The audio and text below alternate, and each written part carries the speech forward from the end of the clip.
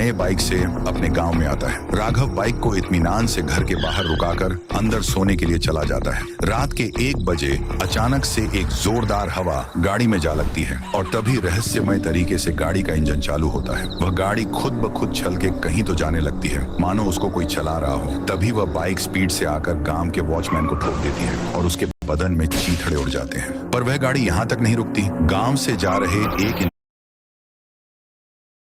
इंसान को भी ठोक देती है। उसकी भी वही हालत, इनकी ऐसी हालत करके बाइक वापस चली जाती है। तभी गांव में सुबह हो जाती है। राघव नींद से उठकर बाहर अपने बाइक के पास आता है। राघव पाता है कि कल उसने जिस जगह पर बाइक को रुकाया था उस जगह पर नहीं थी, बल्कि 2 इंच बाजू में खिसक गई थी। राघव और ध्यान से देखता है तो टायर पर खून लगा मिलता है। बाजू में उसको बहुत भीड़ दिखती है और रोने की आवाजें भी आ रही थी। राघव उस भीड़ की तरफ भागा। वहां पर वही वॉचमैन और एक आदमी की लाश पड़ी हुई थी जिसे राघव के बाइक ने ही मारा था। फिर गांव में रात के 12 बज गए। घनघोर अंधेरा था और जो होना था वही हुआ। वही हवा बाइक से टकराई और रहस्यमय तरीके से चलने लगी।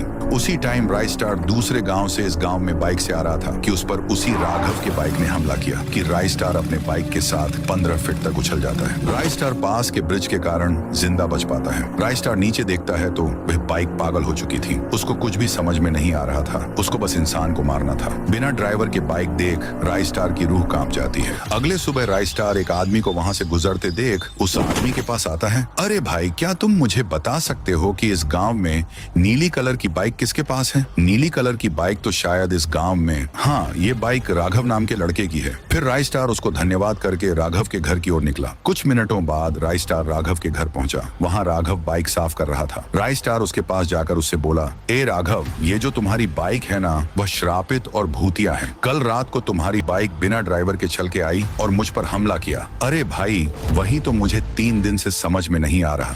जिस दिन मैंने ये बाइक लाया उसके अगले दिन 2 मौत हुई और मेरे टायर पर खून भी लगा हुआ था। कुछ तो घपला है। अच्छा बताओ कि ये बाइक कहाँ से लाए थे? ये बाइक तो मैंने राजपुर में बाबू चिपके के गैराज से सेकंड हैंड खरीदा था। राइस्टार सीधा बाबू के गैराज में पहुंचा। मेरा नाम है बाबू चिपके, काम करूंगा सबसे हटके। राइस्टार, ए बाबू, उस दिन राघव नाम के लड़के ने जो नीली बाइक ली थी उसका क्या राज है? सच सच बता दो। मौतें हो चुकी हैं अभी तक। ये बात है 15 साल पहले की, जब उस गांव में हर्ष नाम का लड़का उसी बाइक के साथ रहता था और उसके जलने वालों की कोई कमी नहीं थी। एक दिन हर्ष अपने बाइक को बाहर रुकाकर घर में चला जाता है और वही जलने वाला लड़का बाइक के पास जाकर नुकीली सुई से उस गाड़ी के टायर पंचर कर दिया। उसी समय उसकी बूढ़ी माँ की तबीयत बहुत बिगड़ गई। हर्ष अपनी माँ को उठाकर उसी पंचर बाइक पर हॉस्पिटल ले जाने लगा। फिर क्या था, वह बाइक आधे रास्ते पर रुक गई। हर्ष ने जब टायर पंचर देखा तो उसे बहुत गुस्सा आया।